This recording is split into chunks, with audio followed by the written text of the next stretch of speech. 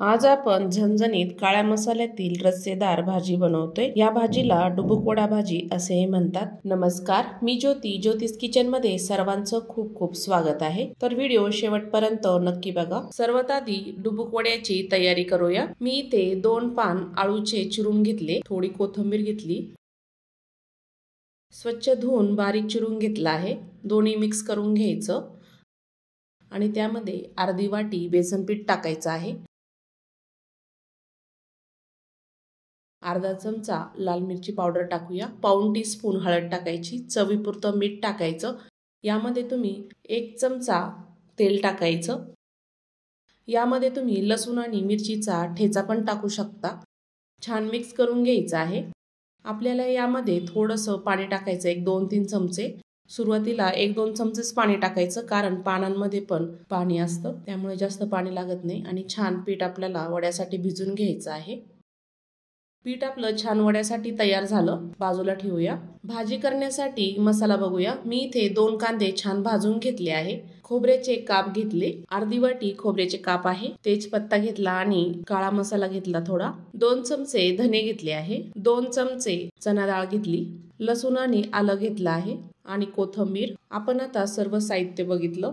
यामध्ये काळा मसाला तुम्ही कमी जास्त करू शकता, मी इथे काळा मसाला कमीच वापरला आहे। पॅन मध्ये 1 चमचा तेल टाकायचं आणि खोबरं टाकायचं आहे। खोबरं आपल्याला छान भाजून घ्यायचं आहे, लाल होईपर्यंत कमी गॅस ठेवायचा आणि छान भाजून घ्यायचं। खोबरं छान भाजलं ना भाजीला छान चव येते।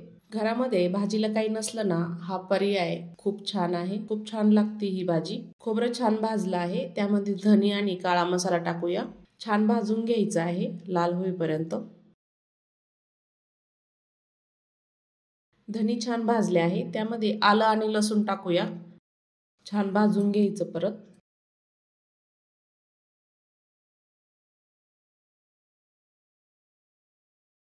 एक मिनिटानंतर मसाला छान भाजला आहे, ताटामध्ये काढून घ्यायचा। डाळ टाकायची आहे, 1 चमचा भर तेल टाकायचं आणि छान भाजून घ्यायचं।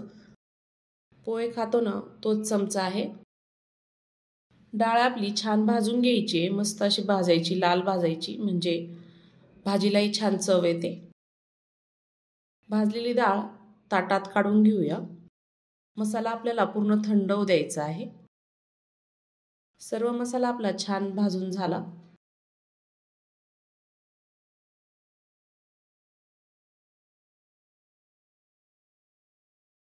मिक्सरचं भांडं घेतलं आहे, मसाला आपला छान थंड झाला, त्यामध्ये मसाला टाकून घ्यायचा।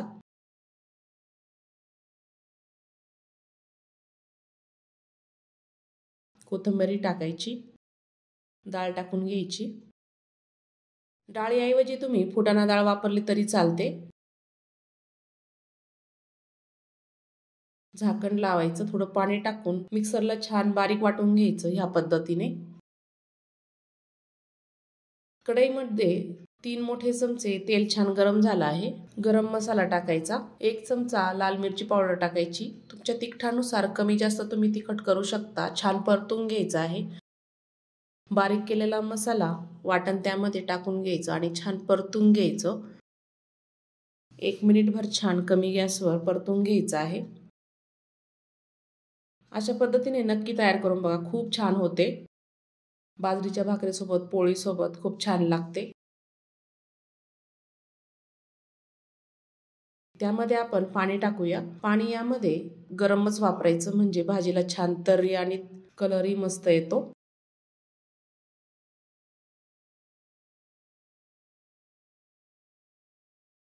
चवीपुरतं मीठ टाकायचं आणि छान मिक्स करून घ्यायचं आहे। भाजीला छान उकळी आणायची, 3 ते 4 मिनिटांनी भाजीला छान उकळी आली आहे, छान मिक्स करून घ्यायचं।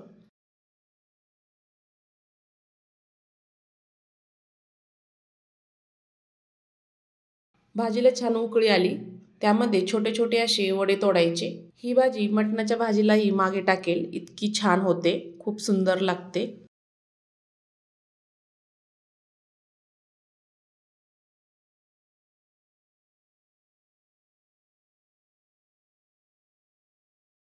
सर्व वडे मी यामध्ये तोडून घेतले, थोडंसं मिक्स करायचं आणि असं अधुरं झाकण ठेवायचं आणि भाजी छान 5 ते 6 मिनिटं शिजू द्यायची आहे.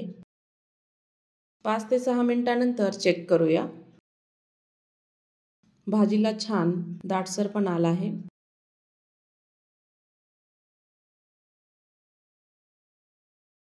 एक चमच्यावर घेऊन वडा चेक करूया. वडाही छान शिजला आहे. भाजीचा कलर आणि टेक्स्चर बघू शकता किती सुंदर आला आहे, किती मस्त दिसत आहे. भाजी बघतात चविष्ट, तोंडाला पाणी सुटेल अशी तयार झाली आहे. बारीक चिरलेली कोथिंबीर टाकूया आणि मस्त बाजरीच्या भाकरीसोबत पोळीसोबत सर्व करूया. अशा पद्धतीने नक्की तयार करून बघा. डुबुक वड्याची भाजी खूप छान होते, खूप छान लागते. तुम्हाला माझ्या रेसिपी आवडत असेल तर नक्की ज्योतिष किचनला सबस्क्राईब करा, बेल आयकॉनला क्लिक करा, म्हणजे नवीन रेसिपीचे नोटिफिकेशन सर्वात आधी तुम्हाला मिळेल. पुन्हा भेटूया अशा छान छान रेसिपीसोबत. तोपर्यंत धन्यवाद.